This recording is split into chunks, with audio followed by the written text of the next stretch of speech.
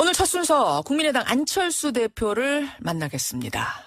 오늘 안 대표를 연결하는 이유는요. 국민의당의 운명이 이번 주에 결정되기 때문입니다. 내일부터 나흘간 바른정당과의 통합을 놓고 전당원 찬반 투표가 시작이 됩니다.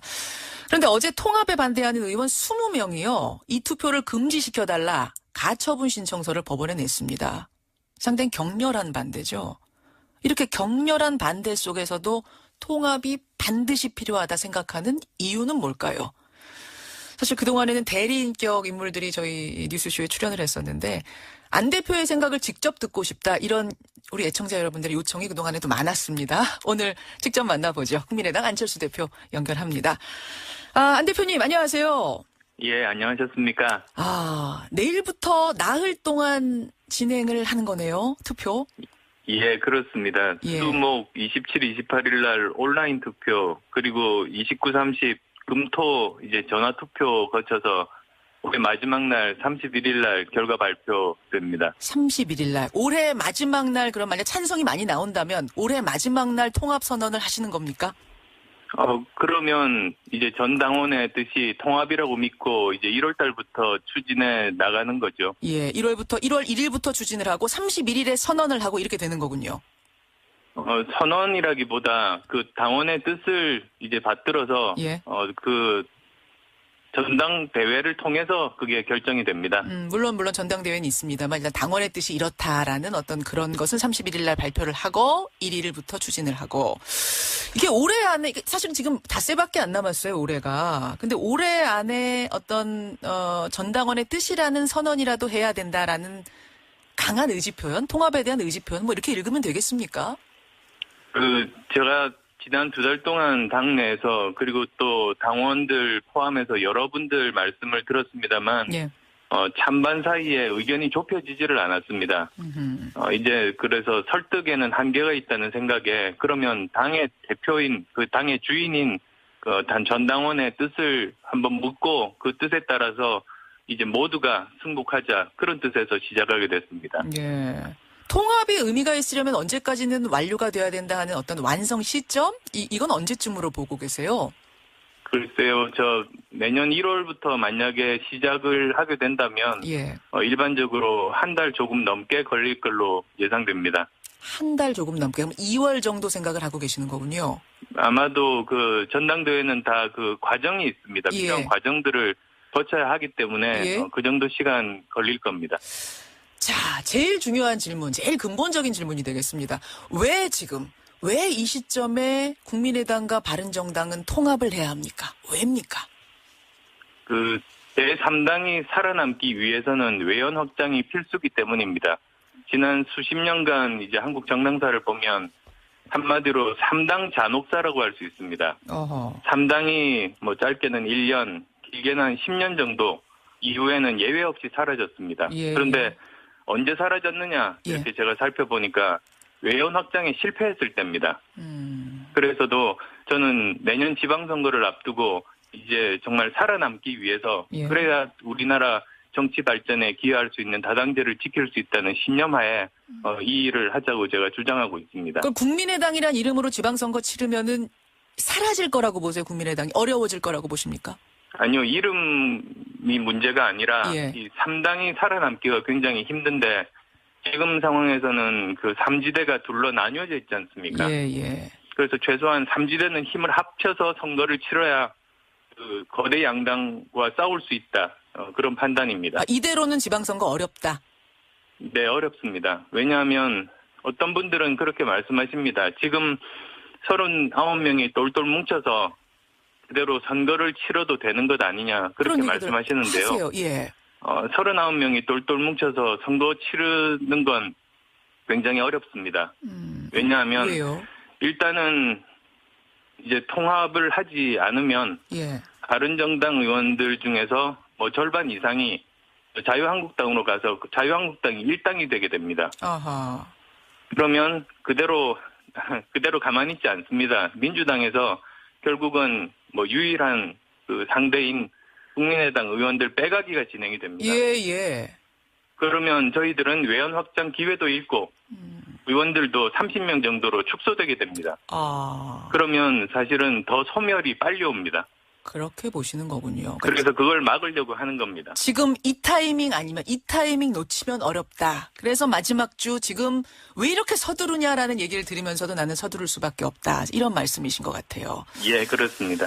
근데 지금 설명하신 그 통합의 이유에 대해서 이제 대표적인 반론을 좀 추려보면 한 서너 가지가 되더라고요. 첫째, 아무리 확장성, 외연 확장이 중요하다고 한들, 표가 중요하다고 한들, 어떻게 바른정당하고 통합을 하느냐. 바른정당의 뿌리가 어디인지 알면서 혈액형이 다르다 뭐 이런 표현을 박지원 전 대표는 쓰셨던데 혈액형이 다른 그 당하고 어떻게 하나가 될 수 있느냐. 어떻게 생각하십니까? 예, 혈액형 같은 사람끼리 결혼하는 건 아니지 않습니까? 혈액형이 같아야만 하는 건 아니다. 예. 바른정당 같은 경우는 그 작년 탄핵 때 생각해 보십시오. 탄핵은 처음 시작은 국민의당이 했습니다. 예. 그리고 또 이제 탄핵 통과 그 마지막 그 마무리는 바른정당이 했습니다. 어허. 그리고 사실 그 과정 중에 그 민주당은 눈치만 보고 있다가 나중에 뛰어든 겁니다. 그래서 저는 이번 통합의 의미가 탄핵의 시작과 마무리를 했던 그 주체들이 힘을 합한다. 저는 그렇게 보고 있습니다. 아, 오히려 탄핵이 그러면은 중간에 뭐라고 해야 되냐? 중신합의가 된 겁니까?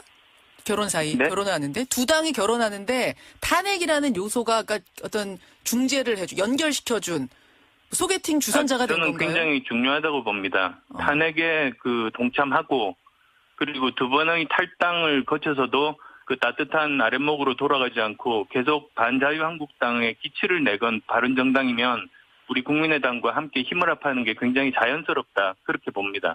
근데 기왕에 이제 시중에 나오는 얘기니까 제가 솔직하게 좀 질문을 드릴게요. 안철수 대표님. 혹시 이게 안철수 대표의 개인적인 꿈, 대통령이 되고자 하는 욕심 때문에 이렇게 추진하는 건 아니냐. 어떤 중도 보수 쪽으로 옮겨갔다가 보수의 아이콘이 되고자 하는 이런 욕심 때문은 아니냐. 이런 질문 나오는 건 알고 계시죠? 그것도 좀 어이없는 그런 주장입니다. 왜냐하면 예. 지금 내년 지방선거 제대로 못 치르면 당이 사라지고 뭐 저도 미래가 없습니다. 저는 내년 지방선거에 모두 다 올인하고 있습니다. 지금 이런 상황에서 올인해도 이길까 말까 하는 그런 판국에 예. 뭐 5년 후 대선까지 이렇게 머리 복잡하게 생각하는 사람이면 오히려 저는 어리석다 그렇게 생각합니다. 아, 지금 그러니까 5년 후를 내다볼 정신이 없다. 당 살리는 것만으로도 벅차다 이런 말씀이세요. 네, 그렇습니다. 그리고 그게 지금 현재 정말로 객관적이고 엄정한 현실입니다. 그 말씀을 돌려보면은 지금 당을 살려놔야 이렇게 해야만 내 5년 후도 생각할 수 있다. 이런 말도 되는 거네요. 지금 그리고 또 거기에 우리가 보수화된다 이런 말도 있지 않습니까? 예. 그런데 저는 뭐가 두려운지 모르겠습니다. 우리 40명의 의원하고 예. 이제 바른정당의 10명 의원하고 합치면 전부 다 이제 바른정당과 같은 정체성을 가진다는 말인데요. 저는 그렇게 생각하지 않습니다. 오히려 우리 당이 원래 추구했던 그 방향, 예. 그러니까 그 성찰적인 그 진보, 그리고 또 혁신적인 그 보수, 함께 가자. 그게 우리 당의 창당 정신인데 둘이 합쳐서 비로소 양날개가 되는 겁니다. 예. 아니, 그런데 지금 그 40명 의원들이 똘똘 뭉쳐서 다 같이 통합에 찬성하면 모르겠습니다만 투표금지 가처분 신청에 서명한 의원이 20명입니다. 그러면은 이 의원들은 설사 통합이 결정된다가 해도 이탈할 가능성이 있습니다. 그럼 19명만 통합으로 가는 거예요. 바른정당은 11명이죠. 그 11명 중에도 지금 이탈할 가능성이 있는 의원이 한 2명 정도 된다고 얘기를 합니다. 그러면은 뭐 11명이 다 온다고 해도 30명. 지금 국민의당 의원 수보다도 적습니다. 통합을 하는데도. 통합을 했는데 의원이 더 적어지면은 이게 통합이 이득이 되는 거 맞느냐? 오히려 더 작아지는 건데 어떻게 생각하십니까? 예, 그 가처분 신청에 참여한 20분 중에서 정말로 반대하는 분도 계시고 어떤 분들은 정말 당이 더 이렇게 분열하는 것을 막기 위해서 일단 이 전당원 투표만은 어떻게든 연기라도 해야 되겠다. 그런 생각까지 다양하게 그렇게 참여하셨습니다. 아, 통합에 반대해서 참여한 게 아니라 일단 이 갈등 상황을 어떻게 막아보자는 생각에 참여하신 분도 계신다. 몇 분이나 그런 분으로 파악하고 계세요?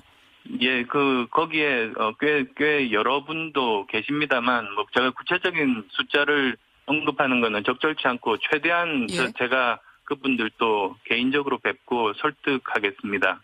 지금 이제 뭐 나오는 얘기로는 한 중도였던 의원들 한 3명 정도가 거론이 되는데, 적어도 그 3명 정도는 설득 가능하다고 보시는 겁니까? 아니, 더 많은 분들 찾아뵙고 설득하려고 합니다. 더 많습니까? 그 다음에 또 말씀하셨던 더 이렇게 줄어드는 마이너스 통합 이런 말씀들도 하시는데요. 예. 사실은 저는 각 당의 지지도가 지금 5%입니다. 예. 근데 저희들이 이제 하려고 하는 것은 5%와 5%가 만나서 국민 지지율이 사실은 가장 중요한 점 아니겠습니까? 예. 정당에서 가장 중요한 건 국민 지지율인데 5+5가 15 내지 20이 될 수 있다. 그러니까 이건 마이너스 통합이 아니고 플러스 통합이다. 그렇게 말씀드립니다. 의원 수가 문제가 아니라 국민 지지도가 문제다. 물론 그 여론조사를 놓고도 이게 얼마나 신빙성이 있는 거냐 통합 반대파에서는 의문을 제시하시긴 합니다만 안철수 의원이 생각하기에는 지지율은 분명히 오를 것이다. 근데요, 안 대표님, 설사 그렇다 하더라도 당 소속 의원의 절반이 반대하는데 너무 밀어붙이듯이 가는 건 아니냐 이런 의견도 있어요. 정동영 의원이 지난주 금요일에 여기 출연하셔서 박정희식 유신 찬반 투표를 보는 것 같다. 골목 독재다. 이런 표현까지 쓰셨습니다. 어떻게 생각하십니까? 저는 끊임없이 의견들을 나누고 설득을 했습니다만 절대 좁혀지지 않은 지점들이 있습니다. 따라서 저는 그러면 당원들이 주인이시니까 당원들께 물어보자. 그리고 거기에 승복하자. 만약에 통합에 반대하는 그런 당원들이 더 많으시다면 저는 대표직 사퇴하겠다. 그리고 또 만약에 통합에 찬성해서 통합이 되더라도 예. 저는 백의종군하겠다. 저는 모든 건 내려놓고 우리 당이 살아남기 위해서는 통합이 되어야 되고 저는 그것을 위해서는 모든 것들을 다 바치겠다고 그렇게 말씀드린 겁니다. 모든 걸 내려놓고 지금 말씀하셨어요. 설득을 그러니까 해볼 수 있는 데까지 해봤다라고 생각하시는 건가요? 그게 꼭 100% 다 충분했다고 말씀드리지는 못합니다. 노력을 더 해봐야 되는 것 아닌가. 예. 그렇게도 말씀하실 수 있습니다만 예. 시간이 많이 남아있지 않고 그리고 또 전 당원들의 의사를 묻는 것이 가장 현명한 해결 방법이라고 생각했기 때문에 이제 이 방법을 제안드린 겁니다. 자, 그렇게 해서 투표를 하기로 했습니다. 그렇다면 이제 어떤 결과가 나오냐가 상당히 중요한데 지난주까지 전국 돌면서 쭉 의견들 척취하셨잖아요. 어떤 자신감이랄까요? 좀 확신을 얻으신 걸까요? 호남과 그리고 이제 다른 지역의 의견 차이들이 꽤 있습니다. 예. 호남은 지금 양자구도입니다. 내년 선거가. 예. 그런데 전국 선거는 사자구도로 치러집니다. 그래서 전국에서는 3자 구도로 만들어 달라는 요구가 굉장히 절박합니다.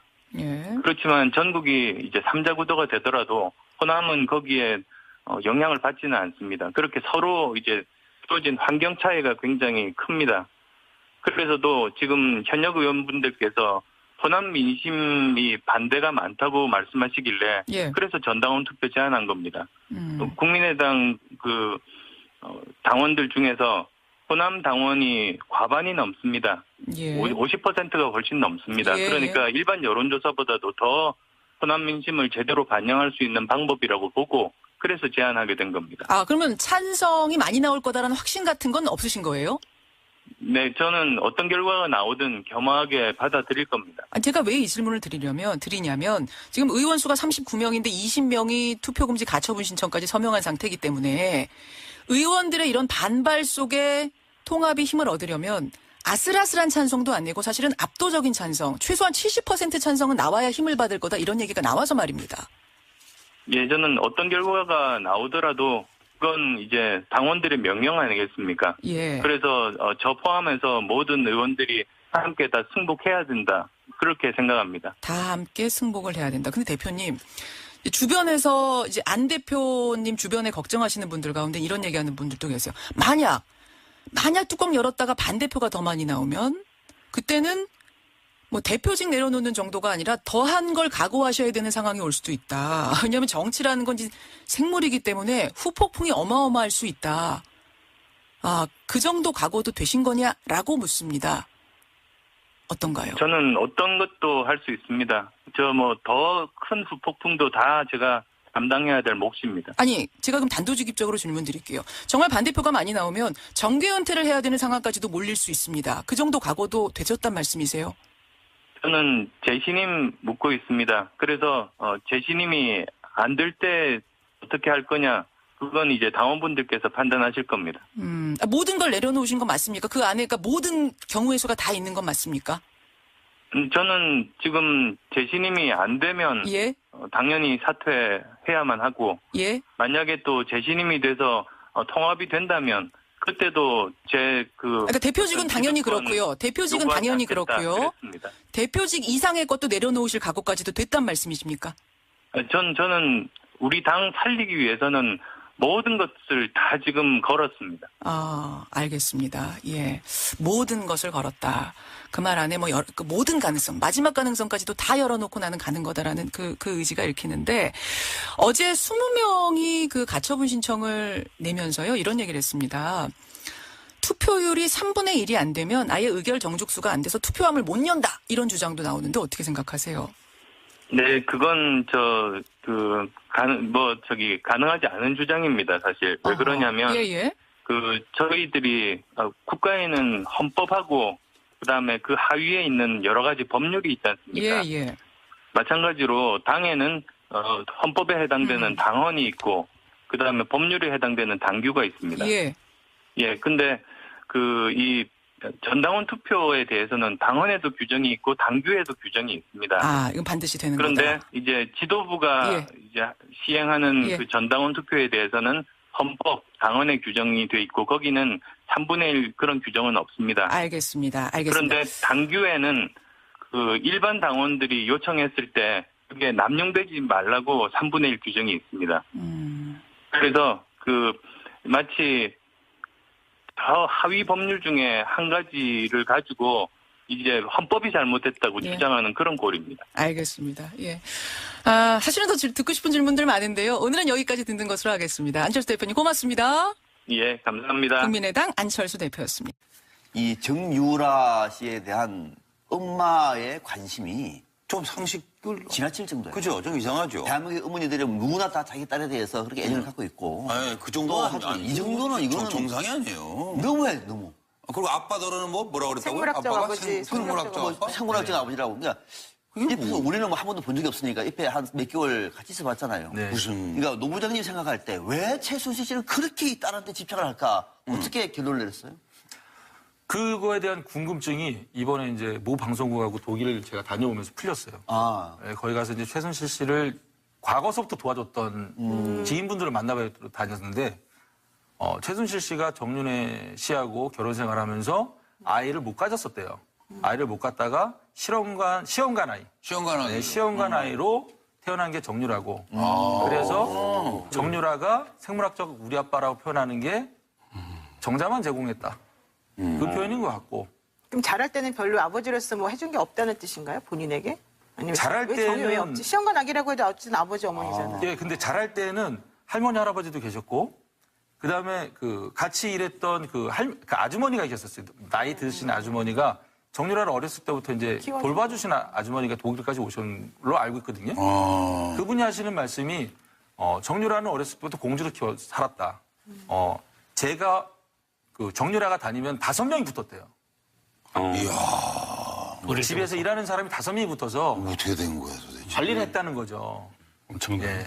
예. 나이는 22살이 맞아요? 네. 제가 독일에 있을 때 20살이었으니까요. 올해 22살. 확실해요? 아니 근데 아빠를 생물학적 아빠라 그러면 시험관 아기였으면 결국 엄마도 생물학적 엄마 아니? 시원하게 그렇죠. 뭐 따지고 보면 그건- 아니죠. 아니, 자궁의 아니죠. 임신은 해요. 잠깐만, 요거 수정만 들어보세요. 바깥에서 하고. 그렇죠. 하는 거죠. 이거 그걸 잘 모르시네요. 잠깐 들어보세요.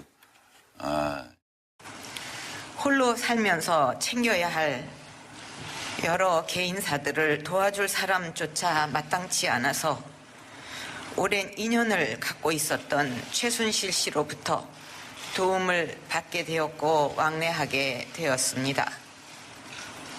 제가 가장 힘들었던 시절에 곁을 지켜주었기 때문에 저 스스로 경계의 담장을 낮추었던 것이 사실입니다.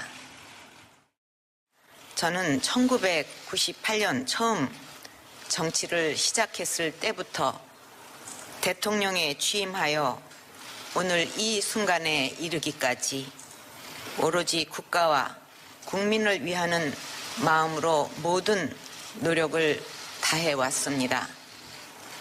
단 한순간도 저의 사익을 추구하지 않았고 작은 사심도 품지 않고 살아왔습니다. 최순실이 어려워했던 사람이 있어요? 그렇게 없었던 것 같아요. 제가 봤을 때는. 네. 저희가 그 K스포츠가 태권도 시범단이 있었거든요.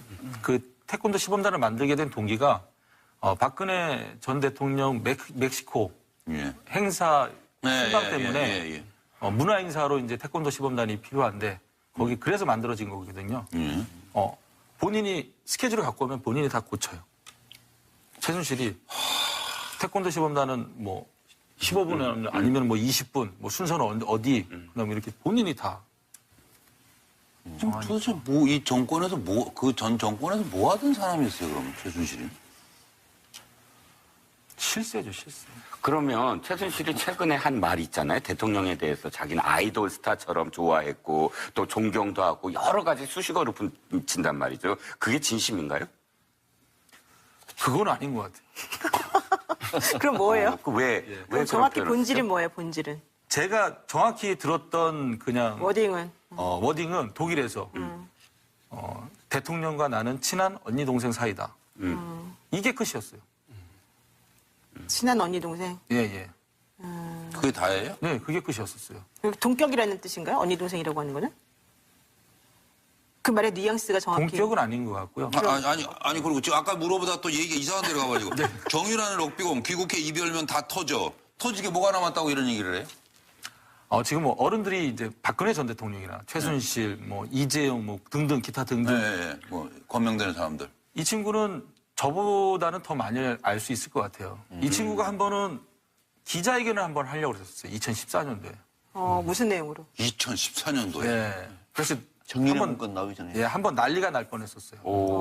저도 이거 누굴 통해서 들었는데, 엄마 아빠가 자기를 아예 챙겨주질 않는다 이거죠. 뭐든지 대통령한테만 가 있고, 모든 생각과 모든 행동들이 다 대통령한테만 가 있고, 나는 딸인데 왜 나를 이렇게 등한시하냐. 그래서 내가 소상히 다 밝히겠다 이래서 그런 일이 있었어요. 뭘 소상히 무엇을 모르겠어요. 대통령과의 어떤 거를 관계 뭐 이런 거. 대통령과의 아니 관계? 본인을 위해서 대학교에 전체를 통째로 입학부터 바꿔가면서까지 하는데 아, 그걸 시간이 안 다 됐는데 큰일 났네 이거. 2014년이면 정말 큰일 났네, 제가. 고등학교 3학년 때죠. 고3 때 됐다고요? 네네. 다 됐어요 시간이. 근데 폭로 안 한 거 있죠 아직도 마음속에. 폭로 안 한 건 있습니다. 폭로 안 한 게 있는데. 괴롭죠. 그 시간은 다 됐고 네, 좀 괴롭죠. 내일 잘 생각해 보시고 금요일 날 나오세요. 그 노 원장 직접 정유라를 만나보고 얘기도 해보고 했을 거 아니에요? 그렇죠. 예. 네. 뭐 우리 국민들이 많이 궁금해하는데 네, 진짜 정유라는 어떤 사람이에요? 뭐 옆에서 지켜봤을 때? 한편으로 봤을 땐 좀 불쌍했어요. 왜 그러냐면은 본인의 아버지를 표현했을 때 생물학적인 우리 아빠라고 표현했거든요. 아 그래요? 생물학적인. 예. 야 아우디션을 전혀 못 받았다는 얘기를? 그렇게 생각했어요 저는. 그러니까 엄마하고 아빠한테 사랑을 못 받았구나. 오로지 돈으로만 키웠구나. 그래서 이 친구가 이렇게 표현하지 않았나. 그렇게 생각했었죠. 근데 거기 보면 그 비덱 직원들인가요? 정유라가 말 타는 모습 보면서 자기들끼리 영상 찍으면서 네, 네. 아이고 이 모습을 뭐 회장님이 봤으면 얼마나 좋아할까 뭐 이런 얘기만 했잖아요. 예, 그 영상을 제가 찍었어요. 아, 그래요? 그리고 그 멘트도 제가 한 거고. 아 그래요? 알찬 장면이 이렇게 노수인 회장에다 찍은 거예요? 예. 그래서 언론에 뿌린 거야? 예. 제가 지금 많이 어려졌거든요, 생활이요. 그 자료를 쓴 방송사는 좀 저한테 그 저작권료 요구해야 되겠네. 요구해야 되네. 예. 그 담당 변호사로 조대진 변호사를 제가 임명합니다. 카톡 드리도록 하겠습니다. 예, 좀 감사합니다. 받아야 될 것 같은데? 알겠습니다. 받을 수 있잖아요? 검토해서 적극적으로. 그 워딩도 노승일 부장 워딩이 처음 알았네. 네, 왜 그러냐면은 정유라 선수는 말 타기를 싫어했어요. 운동을 안 했었거든요. 그래서 제가 그때 당시에 그 장면이 독일 하겐이라는 곳이었어요. 독일 승마학교. 거기에서 이제 말을 초이스하기 위해서, 선택하기 위해서 20억짜리가 30억짜리 말을 테스트를 하는 장면이었거든요. 그게 유일하게 말 탄 장면이었어요. 예. 그러면 정유라는 말 안 타고 독일 가서 뭐 했어요? 은둔 생활을 했죠. 정말 저도 그 친구를 봤을 때 좀 불쌍했었어요. 그러니까 밖에 나가서 산책도 좀 하고, 뭐, 좀 걷고, 아니면 좀 조깅 좀 하고 이럴 줄 알았는데. 브라인드 측에 살았다면서요? 예, 완전 폐쇄된 공간에서 살았어요. 그러니까. 아니 그런데 뭐 그때는 이게 언론에서도 안 터질 때인데 왜 그렇게 네. 스스로 안에 들어가서 살았죠? 그게 이제 저한테 독일 도착하자마자 박원호 원장님이 저한테 이쪽 집은 근처에도 가지 말아라. 그러니까 항상 지나다닐 처음 때는 갔을 때? 예, 2015년 8월 11일? 예. 도착했을 때 주의사항을 주는 거예요. 여기 주변으로 다니지 말고 돌아서 다녀라. 항상 다닐 때. 희한한 사람. 근데 그 집을 봤는데 온통 블라인드가 쳐 있는 거예요. 근데 8월 달이면 엄청 덥잖아요. 그러니까 독일은 뜨겁거든요. 뜨겁기도 하지만 또 따가워요. 그런데 거기에서 이렇게 생활을 한다? 왜 그러지라고 생각을 했거든요. 근데 나중에 알고 봤더니 아이가 있었던 거예요. 그걸 감추고 싶었나 보네. 그렇죠. 그 아이를 감추고 싶어서 저보러 이제 거기를 다니지 말라 그랬던 거죠.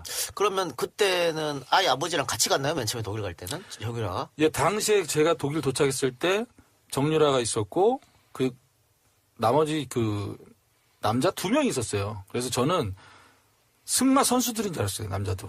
근데 나중에 알고 봤더니 애기 아빠. 정유라의 애기 아빠, 이제 정유라의 남편, 그다음에 남편의 친구 이렇게 이제 독일로 오게 된 거죠.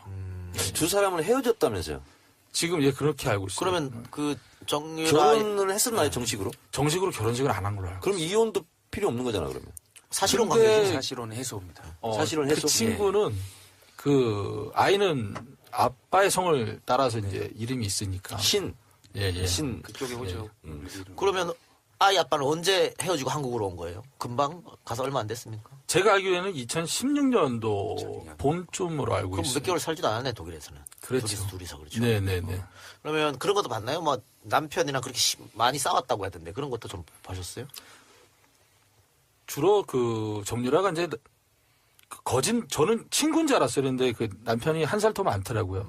근데 막 서로 남편은 정유라한테 욕을 안 해요. 근데 정유라는 남편한테 막 욕을 해요.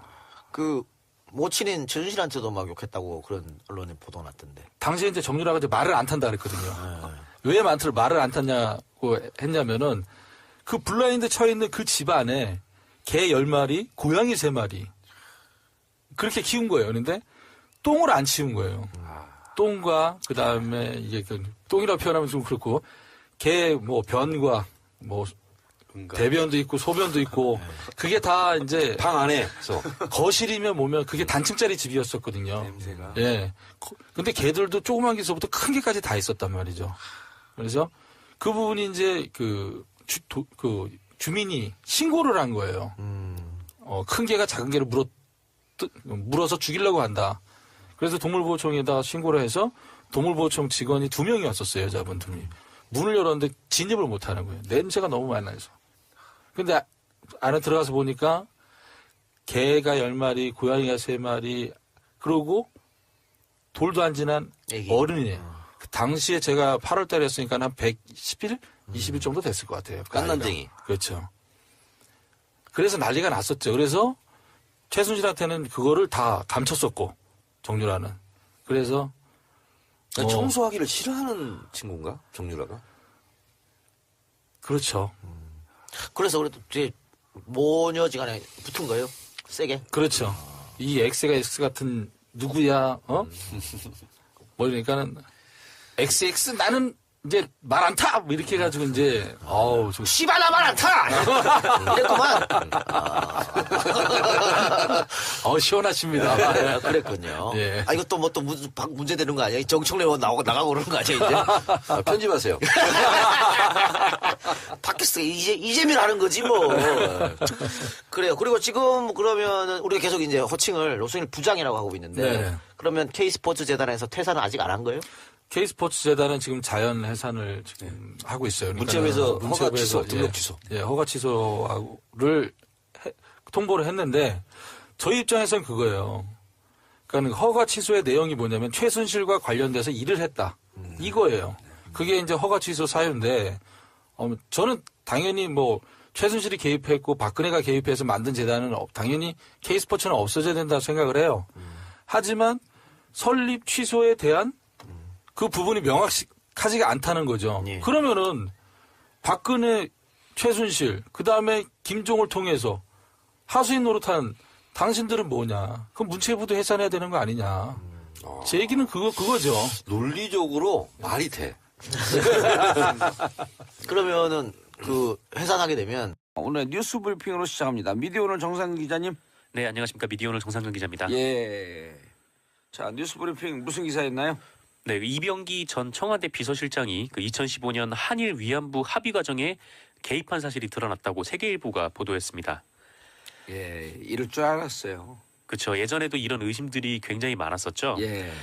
내일이 그 한일 일본군 위안부 그러니까 성노예 관련된 이걸 뭐 국가 간의 합의라고 해야 될지는 잘 모르겠습니다만 합의 아니에요. 합의 문서 없습니다. 네, 합의 문서가 없으니까요. 그 어쨌건 각자 양국이 대언론 입장 발표한 거에 불과한 겁니다. 그렇습니다. 그 어쨌건 이 합의를 체결한 지 예. 2주년이 되는 날이거든요. 그 2년이에요. 2015년 그냥 뭐가 주년이에요. 그게. 그렇죠. 네, 12월 28일이었으니까요. 예. 그러니까 2년이 되는 날입니다. 예. 그 문재인 정부가 출범한 이후에 정부는 이 합의를 검증하는 태스크포스를 꾸려서 합의 과정을 조사를 해왔었는데요. 오늘 이 검증 결과를 발표를 할 것으로 예상이 됩니다. 그러니까 27일이니까 내일 모레에 앞서서 예. 네, 오늘 아마 발표를 할 것 같은데요. 그리고 이때 합의한 내용 과정을 공개하라고 사회시민운동 단체들이 검찰에 법원에 그 고발을 했나 그랬을 거예요. 네네. 그래갖고 법원 1심에서는 공개해라. 네, 공개하라라고 나왔었죠. 그러니까 외교부에서 공개 못하겠다 그러면서 항소한 거 아니에요. 네, 뭐 그렇습니다. 그래서 그런 과정이 있어요 지금. 네, 외교부가 그때 얘기를 했던 거는 계속 그런 의혹이 불거졌었거든요. 그러니까 고위급 회담을 따로 한 거 아니냐. 이제 외교부끼리의 회담이 아니라 지금 이게 예. 모종의 일단 아베 신조와 박근혜 정부의 그 핵심 관계자들이 그렇게 움직여서 했던 게 아니냐. 예. 그래서 그 아베 신조 총리 쪽에서는 네, 책사인 야치소 쇼타로 네, 국가안전보장국장이 나왔었다 뭐 이런 얘기까지 나왔었는데 양국의 국정원장들이 다 동원이 된 거네요. 그렇죠. 이제 이쪽에서는 사실상 이제 국정원장이 나온 셈인데 우리 쪽에서는 과연 누가 나갔냐 뭐 이렇게 의혹들이 계속 왔다 갔다 하는 와중에 외교부가 그때 어떻게 설명을 했냐면은 청와대 지시를 받고 한 것이 없다라는 설명을 했었어요.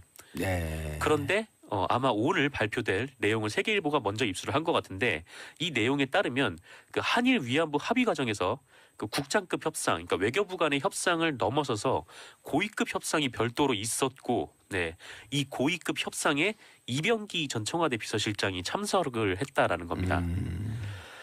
어쨌든 그런 상황이고요. 그래서 예. 이렇게 됐다면 당연히 청와대가 이를 주도한 것이라고밖에 볼 수가 없는 거죠. 네.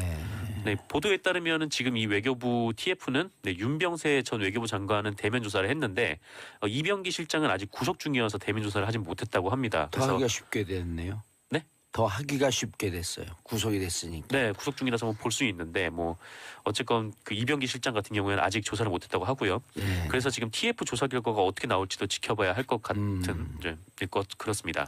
근데 그 정상 기자님. 네. 일부 우리 들어가기 전에 제가 그 오프닝 멘트 할 때 듣고 계셨었죠? 네, 들었죠. 신광열 부장판사 얘기하면서 느닷없이 제가 이완용을 얘기했잖아요. 제가 이 보도를 보지도 못했는데.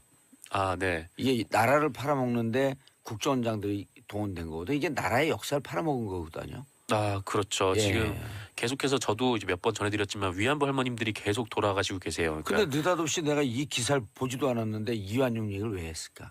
이런 기시감이 뭔가 저한테 대답을 요구를 하시는 것 같은 느낌이 드는데 감동을 하지 않는 눈빛이 난 기분 나빠갖고 계속 얘기하는 거예요. 네. 어? 감동입니다. 이 예지감이 놀랍지 않아요? 느닷없이 아니 신강렬과 이완용 그 외교부 대신인가 그 무슨 관계가 있어서 그 얘기를 했을까? 제가 얘기하고도 좀 민망했거든요. 아무런 연관이 없는데. 저는 지금 민망하네요. 예. 다음 우리 작가분들 쓰는 것 좀 보세요. 네, 다음 뉴스 전해주셔도 달라고 돼요. 하시네요. 안 웃겨요. 네, 다음 뉴스 전해드릴까요? 네. 그 앞으로는 임신 중에도 육아휴직을 쓸 수 있게 됩니다.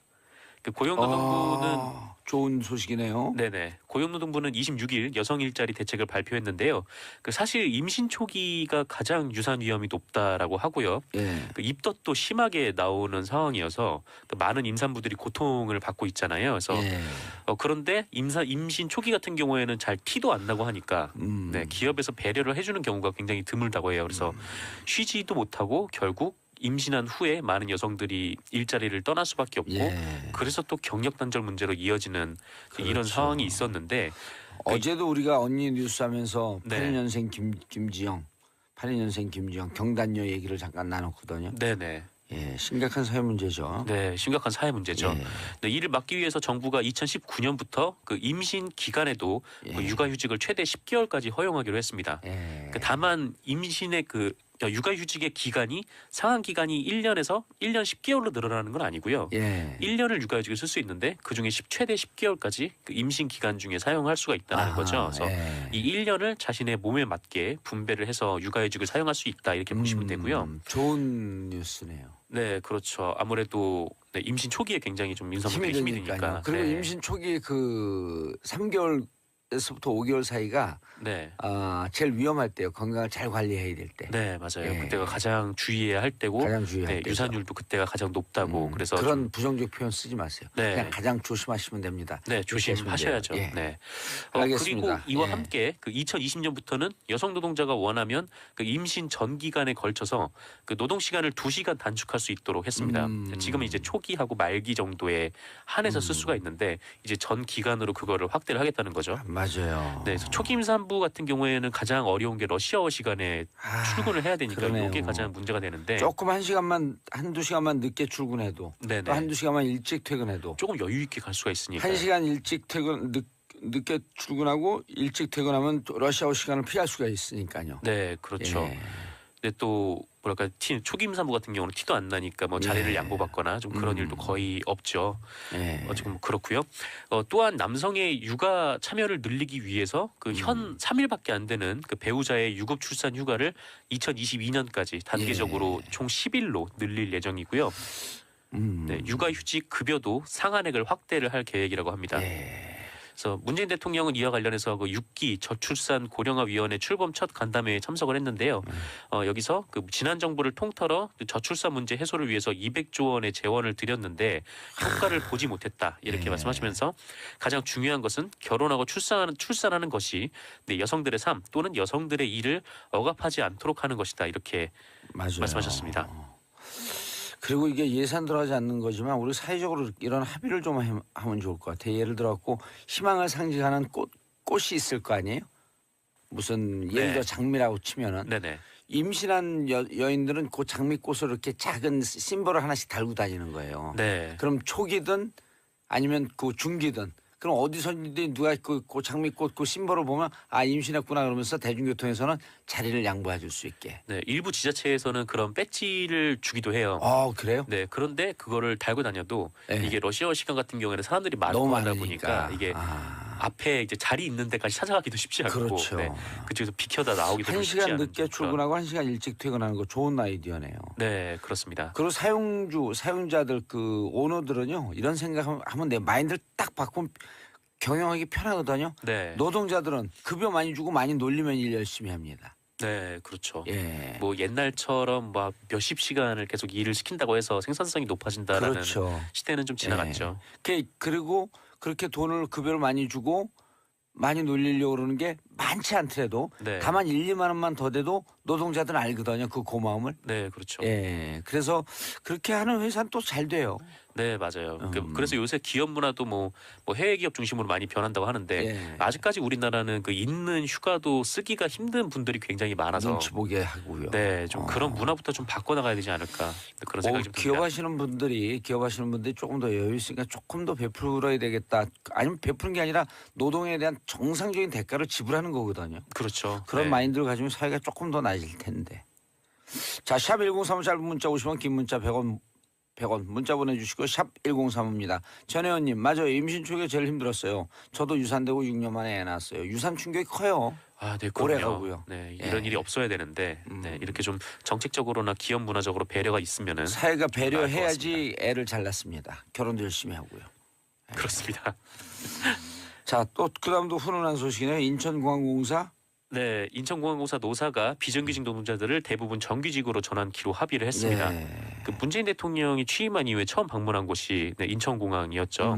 네, 공공기관 비정규직 공약도 하셨었고, 그래서 이 비정규직 노동자 비율이 90%에 이르는 인천공항을 방문해서 정규직화를 약속을 했는데, 정작 인천공항 비정규직의 정규직화가 잘 이루어지지 않았었습니다. 그동안 협상 과정에서요. 뭐 가장 핵심적인 쟁점은 그 인천공항공사가 직접 이 비정규직 노동자들을 정규직으로 채용할 것인가, 아니면은 자회사를 하나 만들어서 이 자회사에서 정규직으로 채용할 것인가, 요 부분이었다고 하는데요. 자회사 만들었고 하는 것도 꼼수 아니에요, 근데? 뭐 그렇게 볼 수도 있죠. 그래서 아무래도 비정규직 노동자분들은 직접 고용을 원했었거든요. 이분들이 계속 그 2년마다 계약을 갱신을 하면서 계속 신입사원이 되는 거예요. 그동안의 경력을 인정받지 못하고, 그러니까 10수년간 일을 해도 매년 이제 신입사원으로 다시 재입사하고 재입사하고 그렇게 해왔던 겁니다. 또 고용 불안에 시달리기도 했고요. 하지만 뭐 이 부분에 대해서 이제 결국에는 네. 해법은 양측이 합의한 거는 네, 일부는 직접 고용을 하고 대다수는 네, 자회사 고용으로 하기로 했습니다.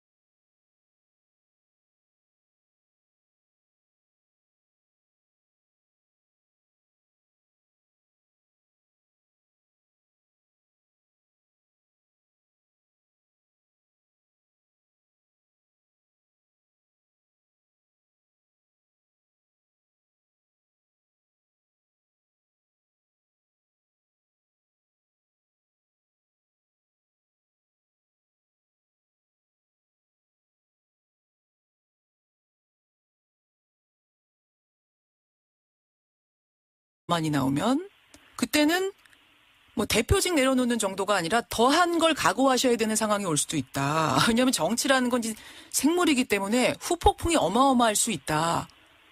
아, 그 정도 각오도 되신 거냐라고 묻습니다.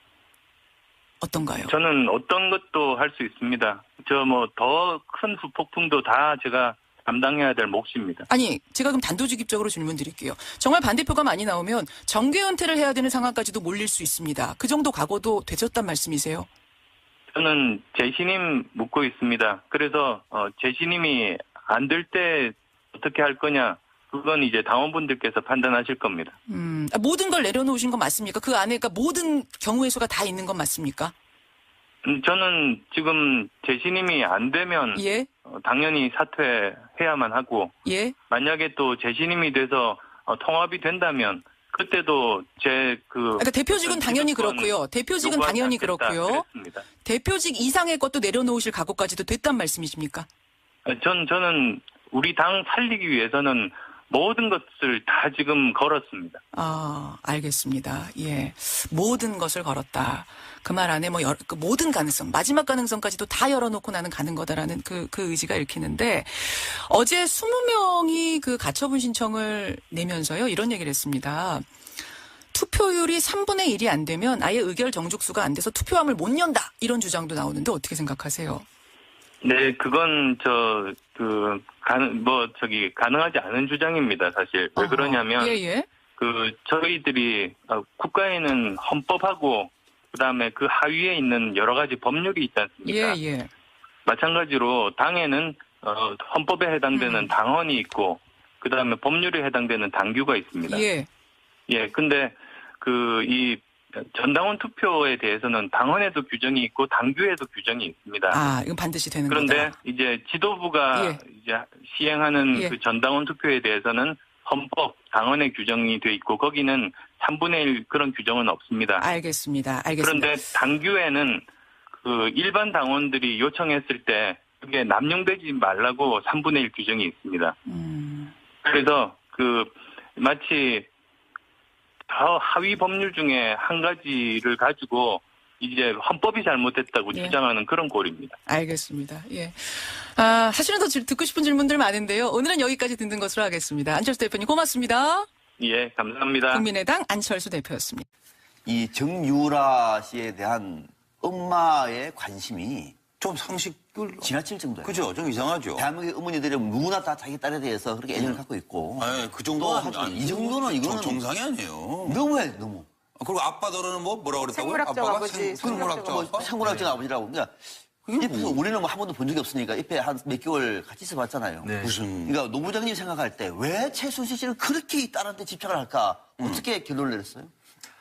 그거에 대한 궁금증이 이번에 이제 모 방송국하고 독일을 제가 다녀오면서 풀렸어요. 예, 거기 가서 이제 최순실 씨를 과거서부터 도와줬던 지인분들을 만나뵈러 다녔는데 최순실 씨가 정윤회 씨하고 결혼 생활하면서 아이를 못 가졌었대요. 아이를 못 갖다가 시험관 아이. 네, 시험관 아이로 태어난 게 정유라고. 그래서 정유라가 생물학적 우리 아빠라고 표현하는 게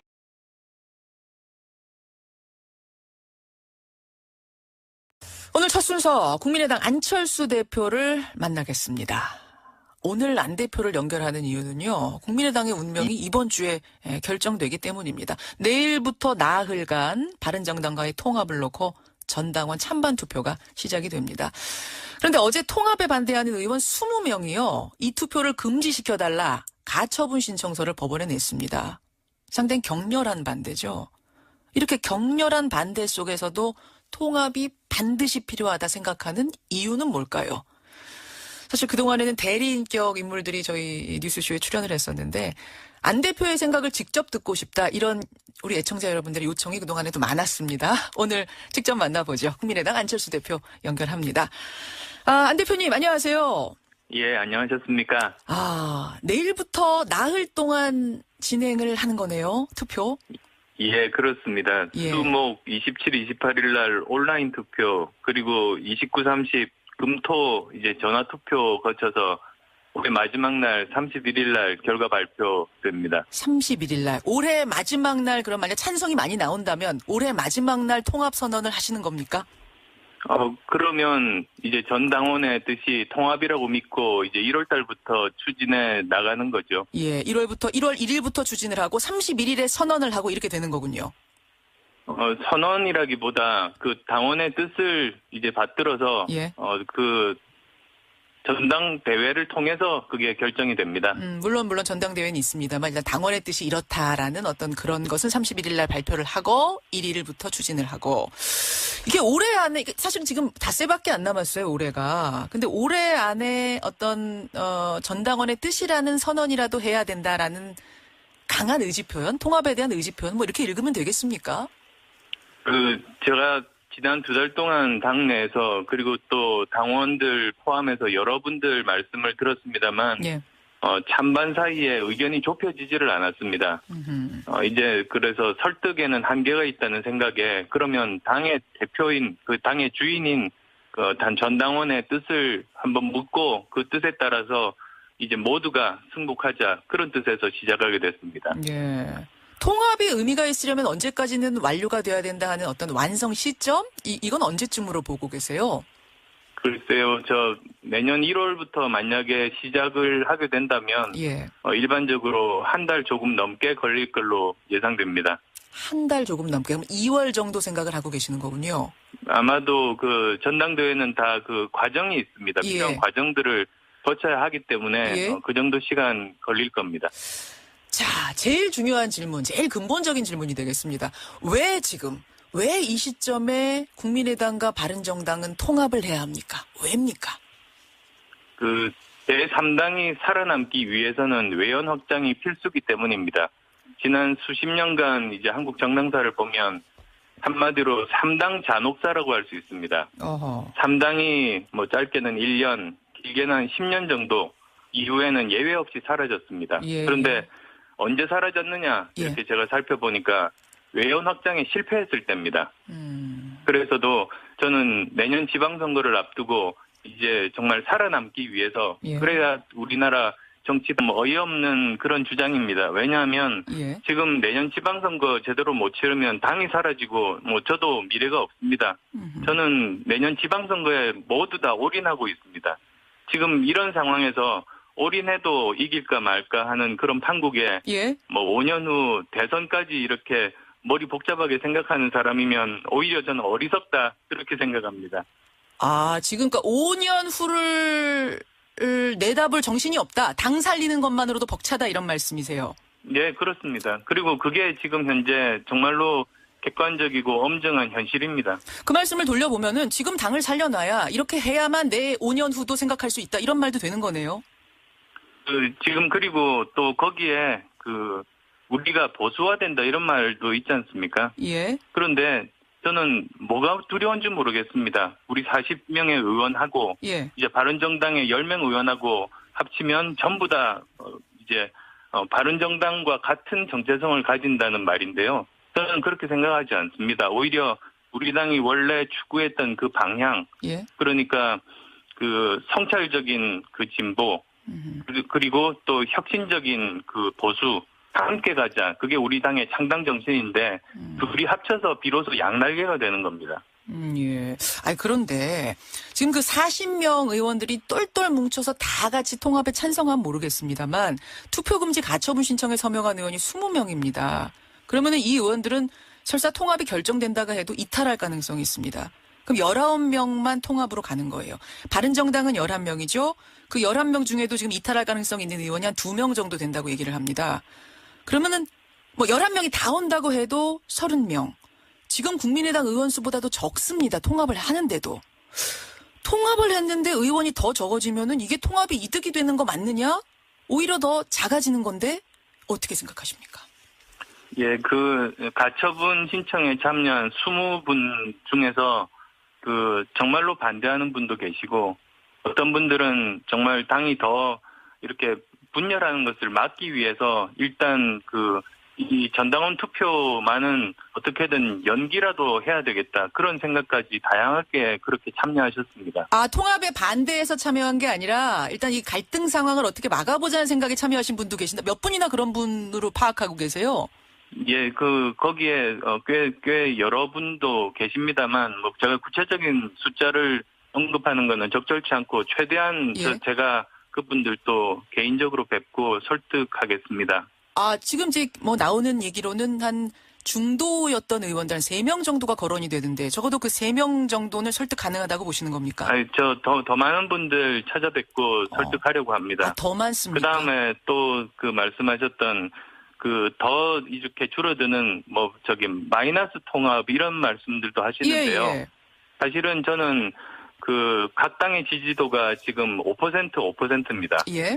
근데 저희들이 이제 하려고 하는 것은 5%와 5%가 만나서 국민 지지율이 사실은 가장 중요한 점 아니겠습니까? 예. 정당에서 가장 중요한 건 국민 지지율인데 5+5가 15 내지 20이 될 수 있다. 그러니까 이건 마이너스 통합이 아니고 플러스 통합이다. 그렇게 말씀드립니다. 의원 수가 문제가 아니라 국민 지지도가 문제다. 물론 그 여론조사를 놓고도 이게 얼마나 신빙성이 있는 거냐 통합 반대파에서는 의문을 제시하시긴 합니다만 안철수 의원이 생각하기에는 지지율은 분명히 오를 것이다. 근데요, 안 대표님, 설사 그렇다 하더라도 당 소속 의원의 절반이 반대하는데 너무 밀어붙이듯이 가는 건 아니냐 이런 의견도 있어요. 정동영 의원이 지난주 금요일에 여기 출연하셔서 박정희식 유신 찬반 투표를 보는 것 같다. 골목 독재다. 이런 표현까지 쓰셨습니다. 어떻게 생각하십니까?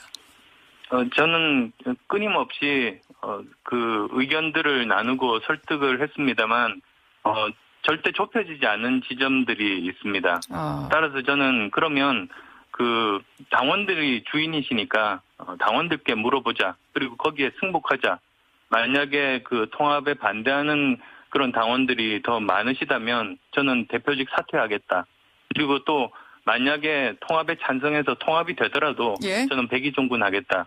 저는 모든 건 내려놓고 우리 당이 살아남기 위해서는 통합이 되어야 되고 저는 그것을 위해서는 모든 것들을 다 바치겠다고 그렇게 말씀드린 겁니다. 모든 걸 내려놓고 지금 말씀하셨어요. 설득을 그러니까 해볼 수 있는 데까지 해봤다라고 생각하시는 건가요?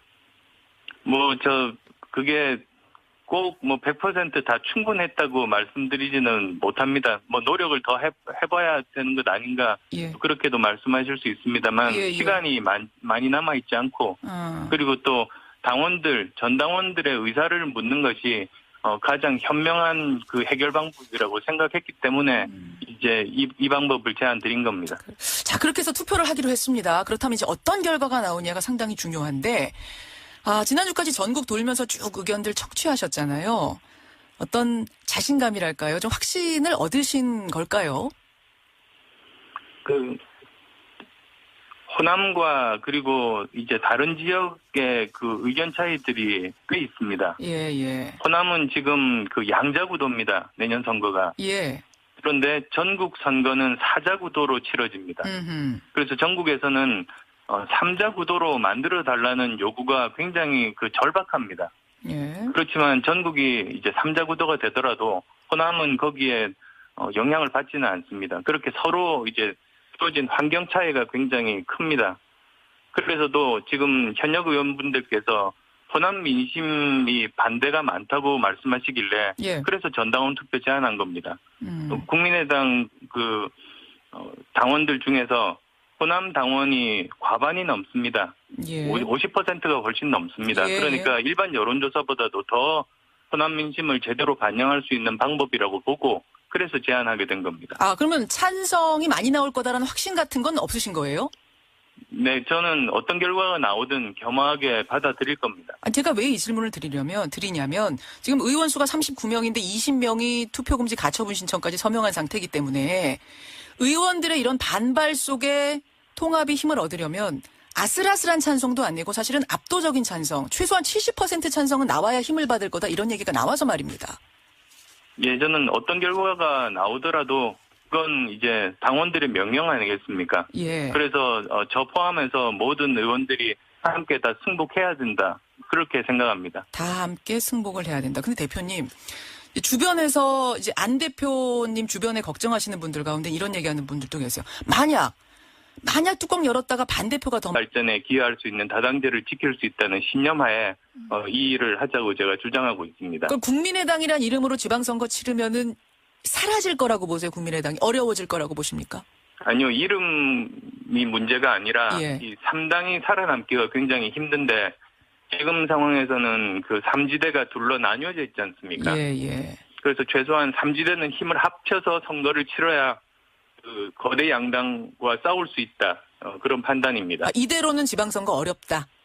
네, 어렵습니다. 왜냐하면 어떤 분들은 그렇게 말씀하십니다. 지금 39명이 똘똘 뭉쳐서 그대로 선거를 치러도 되는 것 아니냐 그렇게 말씀하시는데요. 하세요. 예. 39명이 똘똘 뭉쳐서 선거 치르는 건 굉장히 어렵습니다. 왜냐하면 왜요? 일단은 이제 통합을 하지 않으면 예. 바른정당 의원들 중에서 뭐 절반 이상이 자유한국당으로 가서 자유한국당이 일당이 되게 됩니다. 아하. 그러면 그대로 가만히 있지 않습니다. 민주당에서 결국은 뭐 유일한 그 상대인 국민의당 의원들 빼가기가 진행이 됩니다. 예. 그러면 저희들은 외연 확장 기회도 잃고 의원들도 30명 정도로 축소되게 됩니다. 그러면 사실은 더 소멸이 빨리 옵니다. 그렇게 보시는 거군요. 그래서 그걸 막으려고 하는 겁니다. 지금 이 타이밍 아니면 이 타이밍 놓치면 어렵다. 그래서 마지막 주 지금 왜 이렇게 서두르냐라는 얘기를 들으면서도 나는 서두를 수밖에 없다. 이런 말씀이신 것 같아요. 예, 그렇습니다. 근데 지금 설명하신 그 통합의 이유에 대해서 이제 대표적인 반론을 좀 추려보면 한 서너 가지가 되더라고요. 첫째, 아무리 확장성, 외연 확장이 중요하다고 한들, 표가 중요하다고 한들, 어떻게 바른정당하고 통합을 하느냐. 바른정당의 뿌리가 어디인지 알면서 혈액형이 다르다 뭐 이런 표현을 박지원 전 대표는 쓰셨던데 혈액형이 다른 그 당하고 어떻게 하나가 될 수 있느냐. 어떻게 생각하십니까? 예, 혈액형 같은 사람끼리 결혼하는 건 아니지 않습니까? 혈액형이 같아야만 하는 건 아니다. 예. 바른정당 같은 경우는 그 작년 탄핵 때 생각해 보십시오. 탄핵은 처음 시작은 국민의당이 했습니다. 예. 그리고 또 이제 탄핵 통과 그 마지막 그 마무리는 바른정당이 했습니다. 그리고 사실 그 과정 중에 그 민주당은 눈치만 보고 있다가 나중에 뛰어든 겁니다. 그래서 저는 이번 통합의 의미가 탄핵의 시작과 마무리를 했던 그 주체들이 힘을 합한다. 저는 그렇게 보고 있습니다. 오히려 탄핵이 그러면은 중간에 뭐라고 해야 되냐? 중신합의가 된 겁니까? 결혼 사이 네? 결혼을 하는데 두 당이 결혼하는데 탄핵이라는 요소가 그러니까 어떤 중재를 연결시켜준 소개팅 주선자가 된 저는 건가요? 굉장히 중요하다고 봅니다. 탄핵에 동참하고 그리고 두 번의 탈당을 거쳐서도 그 따뜻한 아랫목으로 돌아가지 않고 계속 반자유한국당에 기치를 내건 바른정당이면 우리 국민의당과 함께 힘을 합하는 게 굉장히 자연스럽다 그렇게 봅니다. 근데 기왕에 이제 시중에 나오는 얘기니까 제가 솔직하게 좀 질문을 드릴게요. 안철수 대표님. 혹시 이게 안철수 대표의 개인적인 꿈, 대통령이 되고자 하는 욕심 때문에 이렇게 추진하는 건 아니냐. 어떤 중도 보수 쪽으로 옮겨갔다가 보수의 아이콘이 되고자 하는 이런 욕심 때문은 아니냐. 이런 질문 나오는 건 알고 계시죠? 그것도 좀